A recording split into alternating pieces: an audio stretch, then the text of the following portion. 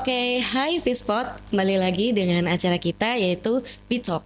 Be creative, be mindful, and be brave. Kali ini kita ditemani oleh Bapak Edi Purnomo. Saya di Purnomo yang mulai kapan ini?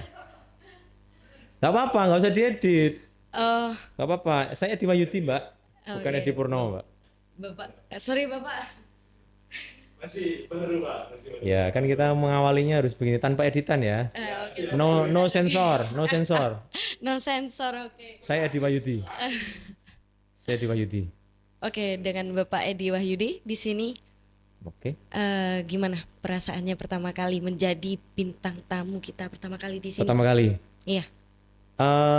Secara lookful, ini podcast yang nyaman. Meskipun prepare-nya tidak begitu siap gitu ya, tapi oke lah.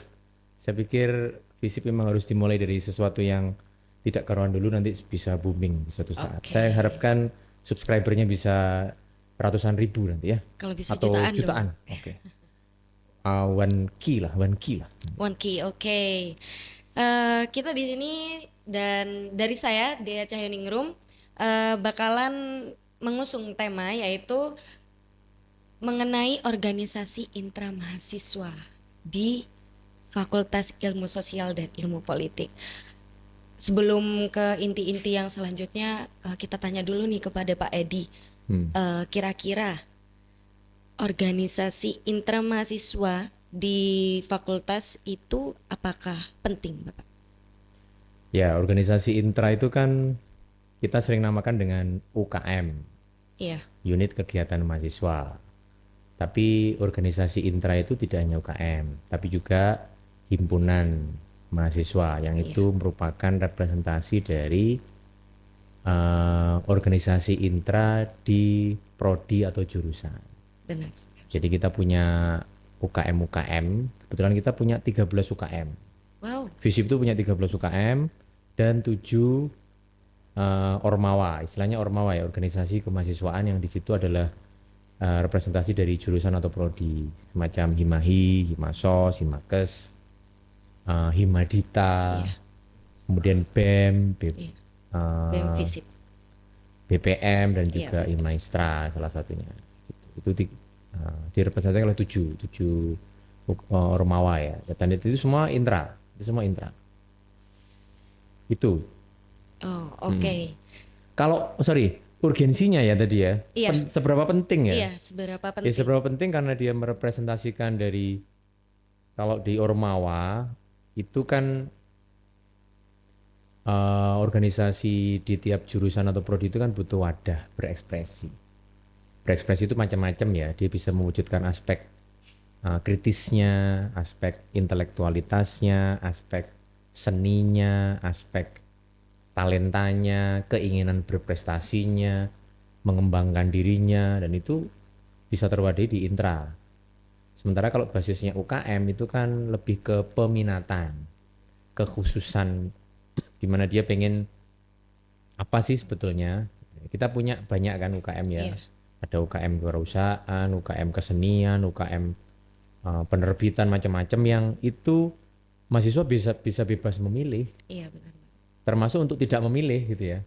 Nggak ikut apa-apa, itu juga banyak mahasiswa kita yang Iya, nggak ikut banyak banget UKM, mahasiswa Ormawa itu nggak ikut, pengennya kuliah, santai, tidur, ngopi, ngafe, kuliah lagi, ya itu pilihan mereka. Tapi UKM memberikan, setidaknya FISIP ini memberikan ruang kepada banyak UKM untuk mereka bisa dinikmati oleh mahasiswa, atau mahasiswa bisa meluapkan ekspresinya dengan berbagai macam peminatan itu untuk berprestasi sebetulnya.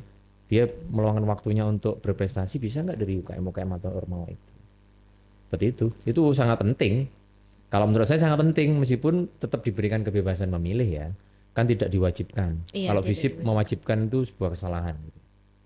Karena kalau mewajibkan berarti kan sama dengan militerisme, wajib.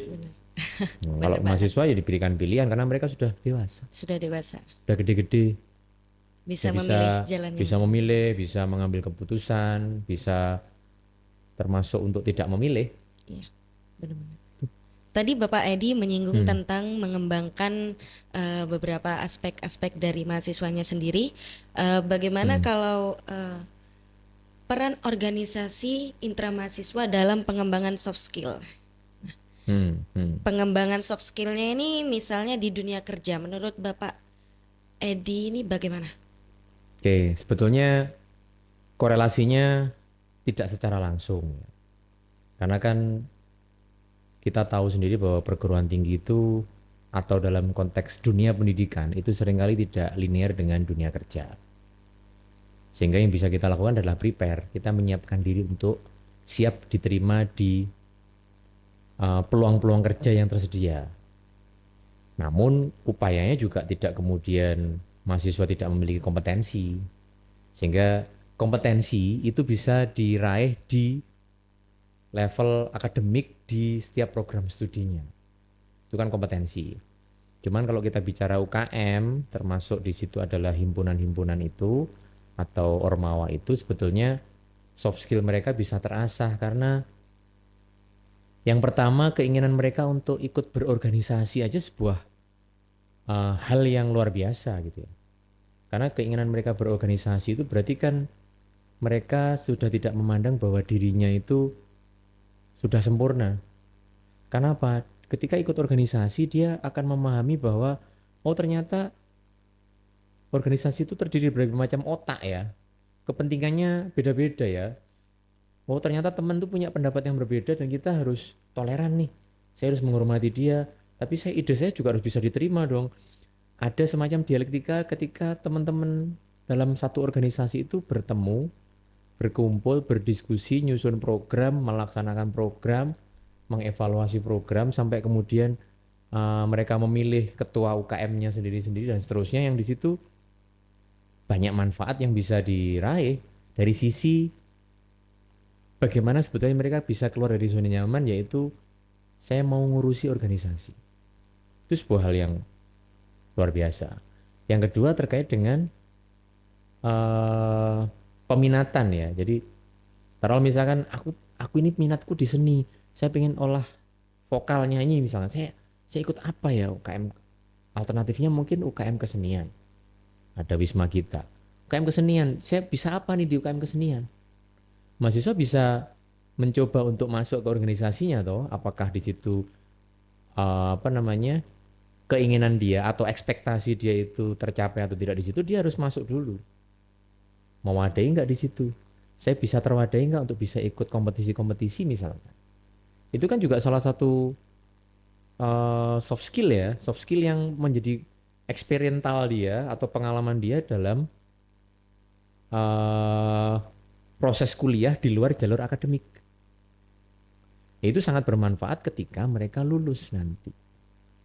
Karena pasti nanti dalam proses lulus kemudian dia mencari kerja, ada proses wawancara dan sebagainya, mesti akan ada pertanyaan, kamu ngapain aja kuliah? Iya, benar banget. Kamu ngapain aja kuliah? Kamu ikut organisasi apa? Kamu kuliahnya tidur, datang kuliah, tidur, pulang, nonton sinetron aja tak? Dia pasti akan punya cerita ketika dia aktif di organisasi. Kamu ngapain aja di sana? Konflik apa yang kamu lakukan? Atau yang sering dilakukan ketika, atau yang sering dialami ketika berorganisasi? Itu akan, kenapa? Karena perusahaan manapun pasti membutuhkan orang yang setidaknya punya pengalaman pernah berinteraksi dengan orang lain, pernah bekerja dalam tekanan, under pressure. Dia bisa bekerja sama dalam tim, dan itu hanya bisa terjadi ketika mahasiswa itu aktif di salah satunya intra organisasi. Oke, berarti organisasi intra ini sangat lumayan berpengaruh bagi dunia bekerjaannya. Ya, meskipun kan faktanya ada teman-teman yang mungkin tidak pernah ikut organisasi, toh saya bisa kerja, ya itu bisa. Peluang itu tetap ada. Karena memang tidak bisa dipungkiri kan peluang kerja itu kan tidak semuanya harus dengan talenta saya ikut organisasi dan sebagainya. Cuman saya ingin menjelaskan dalam forum podcast ini bahwa alternatif pilihan untuk ikut berorganisasi itu sebetulnya sangat bermanfaat gitu ya. Sangat bermanfaat. Jadi dibanding mereka yang tidak pernah ikut organisasi apapun, saya pikir dalam aspek-aspek tertentu, misalkan dia harus bekerja di bawah tekanan, dia pasti akan kalah bersaing. Dia pasti akan kalah bersaing karena dia nggak punya pengalaman ketika kuliah. Konteksnya ke sana. Mungkin IP-nya lebih tinggi ya, 4,0 misalkan. Tapi dia nggak pernah ikut apapun, belum tentu dia bisa berhasil di dunia kerja. Iya benar banget. Terkait soft skill kayak pengembangan proker dan rapat-rapat dengan teman-teman, pertukaran ide-ide dan gagasan, mungkin bisa mengasah hard skillnya teman-teman juga ya. Ya bisa kan. Atau kalau di konteks hard skill kan kita bicara masalah keterampilan ya, Iya. jadi itu bisa terulang, bisa dipelajari dan sebagainya yang ya sangat mendukung. Melatih Sangat mendukung ke sana. melatih otak agar kreatif dan Ya. inovatif juga. Konteksnya ke sana. Oke, teman-teman, yang kedua ini kegiatan dan program unggulan organisasi mahasiswa. Yang pertama yaitu jenis-jenis kegiatan yang diadakan oleh organisasi mahasiswa. Menurut Pak Edi Wahyudi, program-program yang menjadi ciri khas FISIP ini apa kira-kira? Saat ini sebetulnya kita itu sudah diberi ruang oleh negara. Dalam hal ini kan Kemendikti ya, Kemendikbud dan juga ada Bilmawa yang di situ punya program-program pusat prestasi nasional salah satunya, dan dia punya belasan event level nasional yang bisa diikuti oleh seluruh perguruan tinggi se-Indonesia. Ya sekarang pendidikan tinggi kan iklimnya kompetitif semua, kompetisi semua gitu ya, sehingga kalau kita nggak ikut larut di dalamnya, perguruan tinggi tidak dianggap berprestasi. Nah, mindset itu kan harus juga saya share gitu ya. Mindset ini juga harus dipahami oleh mahasiswa sekarang. Yang itu beda dengan 5 tahun yang lalu. 5 tahun yang lalu kita tidak ada pusat prestasi nasional gitu, belum tersounding dengan baik gitu ya. Sehingga jarang event-event yang berbasis prestasi yang diakui oleh nasional, oleh Kemendikbud, yang itu menjadi salah satu parameter keberhasilan perguruan tinggi. Nah, sejak saya menjabat jadi Wadek 3 ya, Wadek 3 itu kan 2021 kemarin saya jadi paham, oh ada pusat prestasi nasional.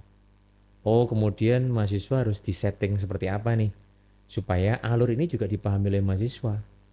Karena kan konteks pendidikan yang mengarah kepada industri pendidikan ini kan kalau kita nggak siap, kita nggak akan bisa mengikuti ya perputaran atau keinginan dari negara dalam konteks pendidikan. Jadi ya kita harus menyelaraskan diri dengan mengikuti sekian kompetisi yang ada. Ada program kreativitas mahasiswa, PKM, yang itu bisa diikuti oleh seluruh UKM, Ormawa atau himpunan-himpunan yang ada sebetulnya. Karena PKM itu kalau dari 10 skim aja, ada 5 skim yang bisa kita ikuti, yang lebih ke sosial humaniora. Belum lagi P2MW, program mahasiswa wirausaha. Itu juga bisa diikuti oleh lintas prodi. Artinya kolaborasi antar himpunan itu juga bisa. Belum lagi yang KBMK, kompetisi bisnis mahasiswa, kompetisi bisnis manajemen keuangan, itu hanya bisa diikuti ketuanya ya dari Adbis sama ekonomi, ketuanya, tapi anggotanya boleh dari mana saja. Kemudian yang PPK Ormawa itu ya, yang teman-teman Wisma Gita kemarin lolos satu, itu kan harus mewakili UKM. Itu bahkan UKM diberikan spot khusus tuh untuk berprestasi sebetulnya. Basisnya harus UKM atau himpunan. Programmu apa? Dilombakan.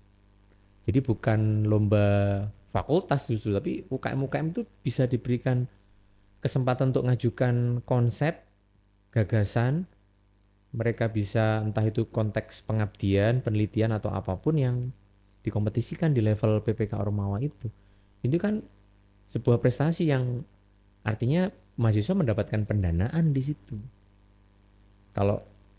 Jadi itu yang sifatnya kompetisi tapi semacam pemberdayaan gitu ya. Mahasiswa diketengahkan dengan ini loh, negara memfasilitasi Anda untuk berprestasi dan ya kita kawal nih dengan anggaran, dengan monitoring, dengan evaluasi. Belum yang sifatnya kompetisi-kompetisi, bagi saya kompetisi jangka pendek namanya ya, tapi persiapannya panjang sebetulnya, cuman namanya lomba. Kalau lomba itu kan beda dengan kayak yang tadi saya jelaskan PKM, B2M yang itu kan sifatnya panjang ya sampai akhir tahun. Tapi kalau yang sifatnya lomba-lomba itu kan prosesnya yang lama, lombanya sebentar. Iya. Menang dapat juara, nggak menang pulang kan begitu. Kayak kita ada lomba debat, kan ada NUDC, KDMI, yang KBMK ini sebetulnya juga lomba ini. Jadi kalah ya selesai. Itu kan, tapi prosesnya kan harus disiapkan. Nah, negara memfasilitasi itu dan fakultas harus ikut. Konteksnya kan mewakili, kita mewakili UNED kemarin. Yang FISIP itu yang lomba debat, salah satunya dari HI itu mewakili UNED. Mewakili UNED ke level nasional. Betul dapat best speaker, meskipun ya perunggu ya, tapi alhamdulillah lah. Karena levelnya sudah level utama, bukan level UEFA lagi, tapi Liga Champion ibaratnya begitu ya. Itu kan kita harus nyiapin prosesnya dengan benar. Nah itu harus ada sinergisitas antar UKM. Jadi ceritanya bisa, ini bisa berjilid-jilid ini. Podcastnya nggak selesai nih. Bisa sampai berapa sequel gitu ya kalau kita bahas tentang berapa part itu bisa selesai. Gak apa-apa dong, bisa nambah lagi episodenya dengan Bapak Ya Edi. bisa lah, nanti saya ganti kostum dulu tadi. Iya. Nanti ada apa namanya part lagi Pak kalau misalnya. Oke. Ada kopinya, ada Iya, sponsornya. ada kopinya, ada sponsornya. Nanti ada, oke lah nanti kita siapkan itu. Oke, terima kasih untuk penjelasan yang kedua atau pertanyaan yang kedua. Oke. Oke, selanjutnya nih, biasanya nih mahasiswa ini dilemanya ini sebelum masuk ke organisasi. Duh, aku takut nanti sibuk. Aku takut nanti berpapasan dengan orang-orang yang senior, lebih senior, dan berpapasan dengan apa ya, masalah-masalah yang akan terjadi. Menurut Bapak, tantangan umum yang dihadapi oleh pengurus organisasi ini apa? Biar teman-teman menyiapkan ya. Jadi ya kita nggak bisa memaksa mahasiswa ya. Sekali lagi kita nggak bisa maksa mahasiswa. Mereka-mereka yang memang nggak mau keluar dari zona nyaman ya selamanya akan merasa bahwa saya sudah nyaman, ngapain saya nyari permasalahan. Dia anggap itu sebagai sebuah permasalahan toh. Ngapain saya ikut organisasi kayak gini, saya harus capek, saya harus mikir masalah orang lain, saya harus bekerja sama, saya harus mengurangi jam tidur, saya harus mengurangi main game, saya harus banyak hal yang harus dia korbankan memang. Dan itu nggak bisa kita paksakan. Tapi kan ya harusnya dari UKM-UKM sendiri juga bisa mensounding itu. Kenapa? Karena perkataan dari saya misalkan sebagai orang tua atau sebagai pimpinan kan dianggap, wah kalau nggak ngikut apa ini masalahnya nih? Jangan-jangan mesti ada semacam pemikiran bahwa nanti ada intimidasi, ada sanksi, ada semacam apalah yang. Tapi kalau itu dari UKM-UKM sendiri untuk bisa membranding UKM-nya bahwa UKM itu penting, UKM ini full entertain, UKM ini membawa benefit buat mereka, itu akan lebih baik. Jadi ya marketingnya atau brandingnya UKM Ormawa harus bagus. Supaya mahasiswa itu secara enjoyed gitu ya, enjoyable gitu ya. Mereka aku ikut ini deh, aku ikut UKM ini deh. Kenapa? Karena ekspektasi mereka terbentuk. Kenapa? Karena branding dari UKM Ormawa itu sendiri. Jangan justru UKM Ormawa menampakkan eksklusivitas. Kesannya menjadi sangat beda kasta gitu dengan mereka-mereka yang nggak ikut UKM atau Ormawa sama sekali. Jadi kita beda ya levelnya. Jangan begitu justru. Justru mindsetnya mereka harus bisa berbaur. Supaya apa? Oh ternyata kakak kelas saya yang ikut organisasi itu lebih humble ya. Mereka punya kemampuan komunikasi yang bagus ya. Public speakingnya enak ya. Terus keren-keren ya. Jaketnya bagus ya. Terus bajunya UKM-nya keren ya. Wah, orang kan bisa tertarik dengan apapun ya dari branding yang kita ciptakan ya. Mungkin Sebenarnya ada yang banyak ikut juga. UKM karena kostumnya bagus. Karena ketua UKM-nya keren, cantik atau ganteng Iya, misalkan. Itu kan masalah, ya masalah personal yang kita nggak ngerti gitu ya. Atau karena programnya yang bagus. Oh karena ada tarinya, oh ada bahasa Inggrisnya, oh ada analis apa namanya ya penelitiannya. Karena ada limas itu ya penelitian masyarakat yang fokus ke penelitian-penelitian atau riset-riset. Oh, saya sukanya riset-riset. Ada juga yang suka, wah jaketnya keren nih. Apa sih itu? Saya ikut deh. Bisa jadi kan boleh iya, saja. Itu namanya branding kan. iya, Kita aja sering tertarik karena beli permen karena kemasan toh, iya, bukan karena rasanya. Kalian ngafe aja kan, wah kayaknya dari luar bagus nih. iya, Instagramable nih. Rasa nomor 17 kan. iya benar. Harga Buat juga. buat Gen Nah, Z juga iya itu harga. penting Instagramable itu. Lah iya penting. Makanya UKM juga harus bisa Instagramable. Makanya kan buat Instagram semua tuh kemarin UKM-UKM kita. Iya. Jadi Hmm. mengatasi dari teman-teman yang punya overthinking, punya Hmm. pikiran tentang negatif dari suatu ormawa ataupun organisasi Hmm. atau UKM Hmm. itu dengan branding ya Pak. Branding dari UKM Iya, sendiri. branding dari UKM sendiri. Hmm. Hmm. Oke, yang terakhir yaitu kerjasama antara organisasi mahasiswa dan pihak fakultas. Hmm. Hmm. Hmm. Jadi ini bentuk dukungan dari fakultas terhadap UKM atau Ormawa di FISIP itu apa aja ya Pak Edi?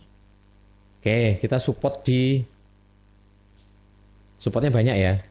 Tapi biasanya yang diingat mahasiswa kan kita disupport anggaran enggak gitu ya. Kita disupport anggaran. Kebetulan pagu kita lumayan besar ya sekarang, sekitar 600-an juta.